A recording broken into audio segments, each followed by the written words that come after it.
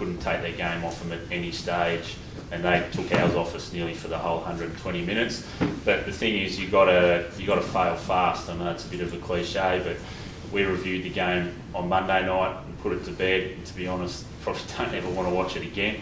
So we forget about it, and we moved on to Clarence pretty quickly after reviewing the game. Are you surprised you were that far away from after some positive signs earlier in the year?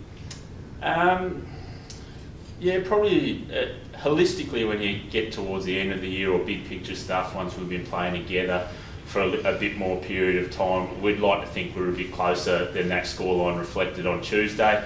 Whether we had one out of the box where it was just a mare, like, you know, we had some players that I've never seen them play like that before. Not so much play like that, but their effort there, when you look at the stats after the game, you know, the amount of times they had the footy, I think we had about 50 to 60 less touches of the ball as a whole than we did against Glenorchy and Lauderdale. So we just couldn't get the ball in our hands, and, you know, they absolutely smashed us. So it was reflective of the day, that gap. So, but we'll definitely be, you know, doing everything we can to narrow that the next 2 times we play them, and as we move into this weekend as well. Did you have to say much to the group after that game, Trent, or did they know? Yeah, they know. Like, you can see it in their eyes. Like, you know, we've got some competitors amongst the group, but I didn't want to delve in too deep into the nuts and bolts of the game afterwards. I wanted to wait till we got to the vision, because the vision doesn't lie, and we had it was an honest review, and you know, a few blokes were put on notice that wasn't acceptable for where we are as a club and what we're trying to achieve. So, you know, you hope we get the required response on Saturday. You know, the way that they've responded on the track over the last few nights has been first class. So, but that also doesn't mean nothing unless we do it on Saturday. You know, our focus is, you know, the most important contest is the next contest. You got to stop failing fast and moving on, and not dwelling on what happened on the weekend. Yeah, perhaps this weekend going to be up against the side that now know that they can beat anyone in the competition. Yeah, I watched the game, obviously, and like Clarence, you know, they do have a lot of younger kids who have been inexperienced that they're introducing to senior footy, but gee whiz, they cracked in. They had a full-on crowd. Their pressure on the ball carrier, especially in the second half. But then you've also got that class through the middle with, you know, Jacko O'Brien and Jez coming into the middle now. And, you know, Ryan Bailey's going to be a great challenge for young Hugh Johnson, who's going to, you know, pretty much ruck. I think they're both going to go head-to-head for 120 minutes on Saturday, so that's fantastic. But just the way they cracked in, and, you know, that's how we have to respond. So I think it'll be a real exciting game in that regards, because you're going to have 2 teams really having a full-on crack, because, you know, there's 4 points on the line, but I think it's going to be exciting in that regards as well. You've sort of touched on it. What are you expecting or demanding of your players this week? Oh, just effort. First and foremost, put your head over the ball, win it, get it going our way. Spread from stoppage. There was a lot of walking out of stoppage on Saturday from our midfield, so they know. So they'll respond. So having had a look at Clarence in review, have you seen any areas where you might be able to find a little chink? I think it'll come down to the midfield battle, especially when you look at the weather and the forecast of the next couple of days. You know, we might have to select Donald Duck because we could be playing in a pond. So I think, you know, when you have guys like, you know, Jez and Jacko going against Ryan Matthews, Lockie Clifford and Will Campbell, I reckon, you know, that's worth getting down and have a look at. And, you know, I reckon you embrace that rain or that heavier ground, because all those guys, the Clarence guys and our guys, are going to be smashing in. So it's going to be hard. Those blokes you just named, were they among the guys you were disappointed in last week? We'll keep that as family business. Okay, that's a yes. Will you be making any changes this week? Yeah, we'll have a few force changes. Obviously, Ash Humphrey did his hamstring and Heath Thompson will miss. So we'll have a couple come back in. Yeah, not quite sure who yet. Marcus Davies got through training last night, which is a really positive, but whether that'll be a call of how he pulls up today. So Marcus is a chance. I wouldn't say it's a 50-50 chance. If there's any risk of further injury or he's sore, we won't play Marcus. but there will reward some form in the Mercury Cup as well. Performance last week, obviously you didn't thrash, you didn't thrash them like other teams haven't been thrashing the Ds. Were you pleased with the performance or? No, not at all. I thought the first 3 quarters we battled well. They play a few numbers behind the ball and run some defensive tags in the middle, which makes it hard sometimes to try and get your open game going. But I thought we set ourselves up to finish the game off, but our last quarter was pretty horrific. Last year's grand final, we've spoken to you about it earlier, but has that been talked about, and how hungry are the boys to redeem themselves, I guess, after that disappointing performance? No, not really. We haven't. We addressed the grand final before our first training run this year, and since then we haven't really talked about it. And to be honest, this week's game, I think North Launceston have got about half their side from the grand final, and we've got half our side from the grand final. So the two teams don't even look anything like what went out in the grand final last year. As far as trying to redeem themselves, there might be a few boys that have got a little bit of fire in the belly to try and prove a point, but you're not going to get a medal or a flag at the end of the day. It's just for 4 points, and we're trying to get ladder position, so they should be trying to do that every week. Do you think there's a type of stigma looming over Lauderdale, given the way that the grand final last year went down? There certainly was a bit of propaganda from my point of view after the grand final, and look, we've looked through the footage as coaches, and I'm still trying to see anything in that grand final that resembles thuggery, where you could actually say someone deliberately went out and did anything. You know, if someone can come forward and show me footage of where somebody deliberately premeditated went out and showed thuggery, I'll be very surprised. Do you think the way you've gone about it this year has gone any way towards leaving all that behind? Yeah, I think we've probably gone the other way. We probably challenged a few boys that they were probably playing too far on the edge, and sometimes they were going over the line, and I think we've gone too far away from that, and we've been playing a brand of footy that's not quite what you've seen at Lauderdale in the last couple of years.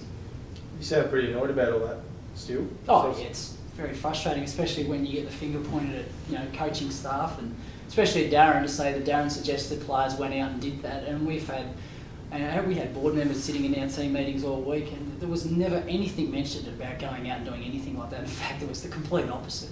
Windy's played in numerous premierships, and I've played in grand final sides, and one thing you learn from it is if you go out and you be undisciplined, those teams generally lose. We probably had a few players in the first quarter who got frustrated and did some silly things that cost free kicks, but I'd hardly say that anyone went out there and deliberately tried to hurt opposition players. Will he make the trip up this week, Windy? Yeah, with his backpack as well, I reckon.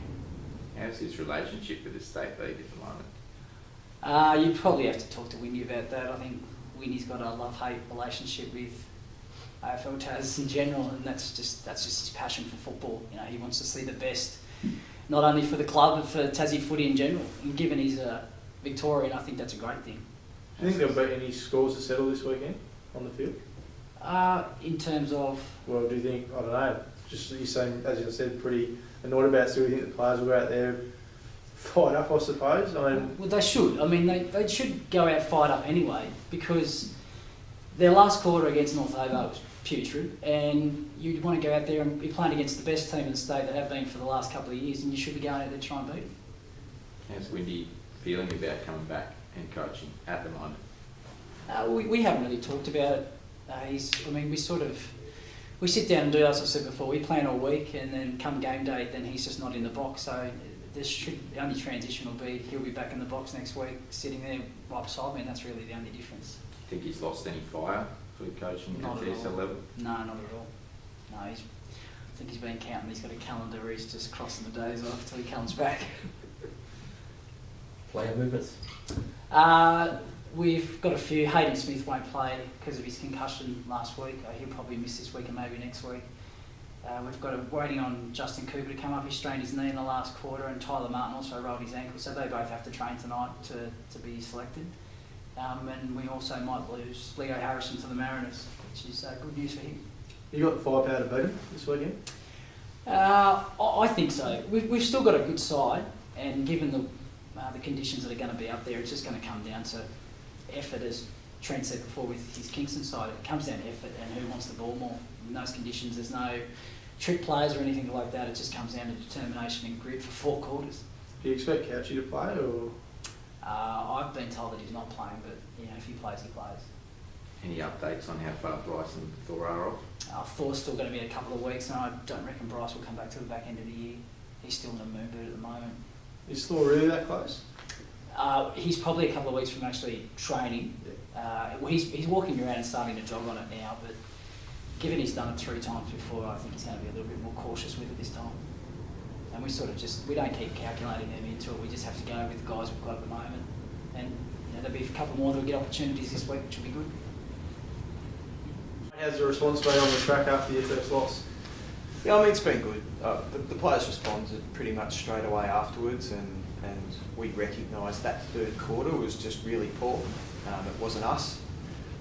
At the same time, Clarence played that third quarter exceptionally well, and the conditions of the game changed over half time and as the second half went on, and they adjusted better and did an exceptional job at it. And Jeromey Webberley was outstanding in that game too. He'd admit his form was probably down earlier in the year, and that was a real leaders game.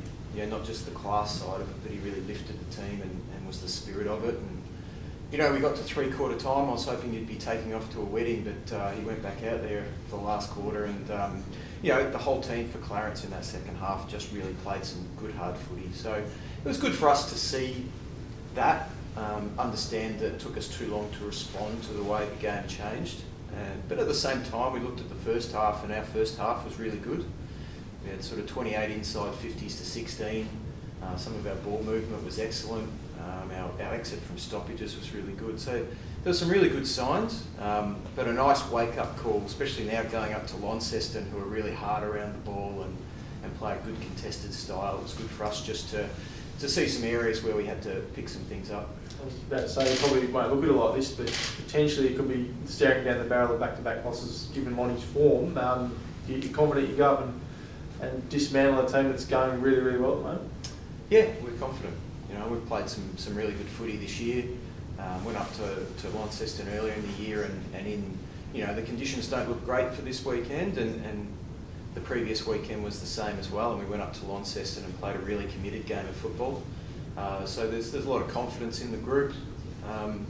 As I said, it was probably 1/4 of footy where we really dropped away. The other 3 quarters we won.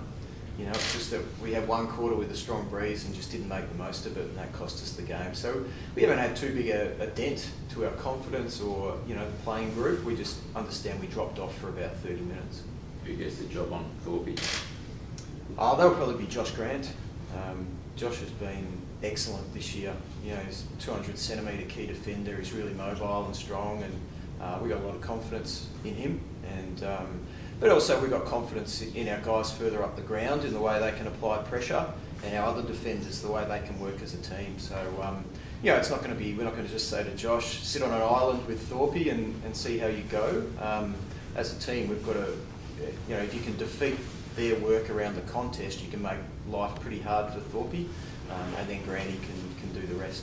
You've got a real potent midfield also. How important is first touch going to be? Yeah, it is important, and that was the thing in the third quarter. And that was Jez and Jacko and those guys got first touch, and then spread hard. They did a really good job and kept it simple, but were very effective. And our guys didn't step up to meet that. And as I said, it's really good now. We could watch it on the tape.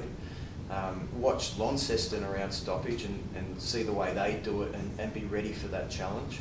But we've got Reece Mott back in this week, and he's one of the best clearance players in the comp. And then we have guys like Webb and Rainbird and Camerick and Bowden and these sorts, and Cal Daly. We've got a good midfield, and if they play to their capabilities, we can match Launceston and even top them in that area. You've mentioned stoppage a couple of times now. Is that the area you've identified where the game can be made or lost? Yeah, it is pretty important against Launceston. They have some really good forward targets, and they've got good midfielders. So, and we saw it the week before against Clarence. Lonnie got on top of Clarence around the ball and just made life hard for them, and just controlled that game. They're a well-organised team, so if they're getting forward momentum and getting entries, they're pretty hard to play against if they're doing that repeatedly. So stoppage is always important. Probably our first 3 games were really good in that area. The last couple we dropped a little.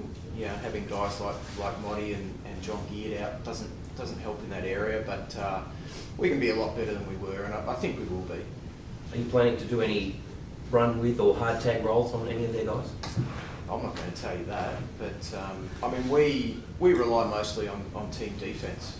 We back each other in, so the more run with roles you put in place, the more holes you put into your team defence, because you've got players who are just worried about that singular job. So there'll be some contingencies in place if need be, but we back ourselves to go up there and win that game of footy. Who do you identify as their most dangerous on bowler?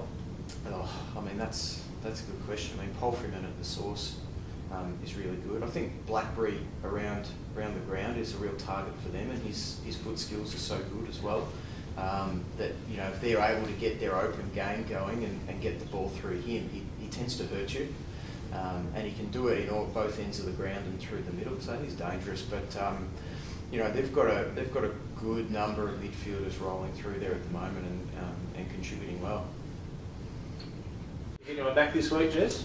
No, I won't. Oh, we'll get Harry Richmond back from sickness. So, Wade will miss and Harry will come in. So, that's probably the only change we'll have this week, which is nice. As the dust settles on that team, mate, and what expecting from the Tigers complacency, I imagine it's something that we're looking to avoid against the side that's still stinging. Yeah, that's exactly right. We probably moved on from Monday. We spoke about making sure that, we enjoyed the win on Saturday night and Sunday, but business as usual come Monday. I think if you listen to Trent's presser, that they probably had a pretty open and honest Monday night and Tuesday, and they've done a review and they've been training really hard this week, so expect them to come out all guns blazing and give us a really tough, hard contest in probably wet conditions. How important is it to, I guess, prove to the competition that that performance against Glenorchy wasn't a one-off as well? Yeah, it probably is important, but we think that we've had some, our last month's been okay. We obviously had a disappointing game against Launceston, but other than that, we've been competitive in all games and won most of them. So we think we're a really good team, but we have to make sure that we bring that effort and endeavour, don't we, every week? And that's going to be pivotal this week. We've got some soldiers out, but it gives opportunity for players, young guys coming in. So as long as they give us that, we'll be okay. What will be Harry's role in the team this week? He played forward. Yeah. So he's just his usual role. So Wade started forward on the weekend, got injured in the first quarter. So Harry will go and play his role. So bail that down the line and stuff, bring the ball to ground for our small forwards. Yeah, and he's the guy that will give Bailey a chop out in the ruck. Potentially.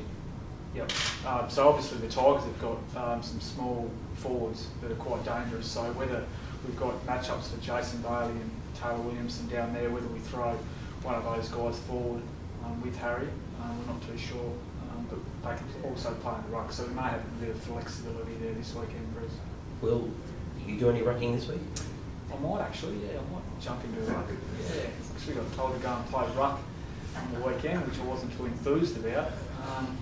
I don't jump anymore, I'm nearly 30, so I've got rid of that. But yeah, look, we might have a look at that this week.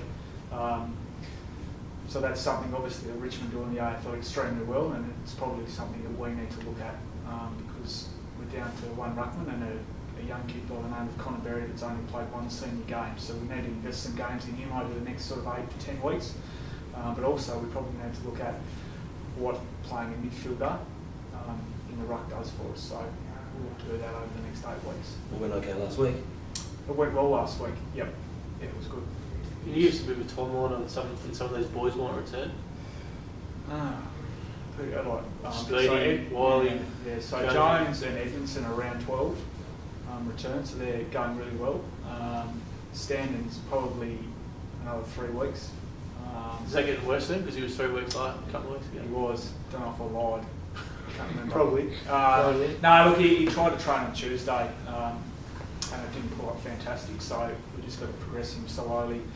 Keegan Wiley is played a half on the weekend, pulled up okay, so he may play a full game this week, but 2 weeks.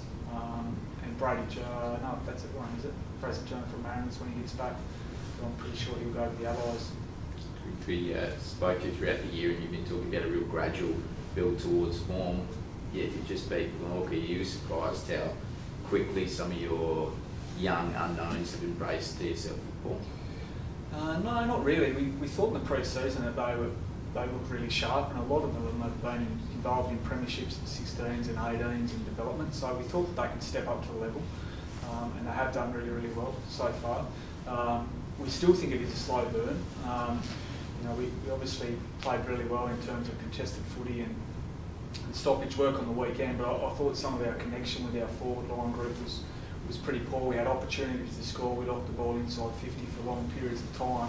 We just didn't quite get the result on the board, and that's probably been something that we've had for the first 6-7 weeks. So we need to get better at that, and I think we will. It was a real strength of ours last year. It just hasn't quite clicked yet. So we've obviously got a lot of different personnel this year, which probably is affecting that.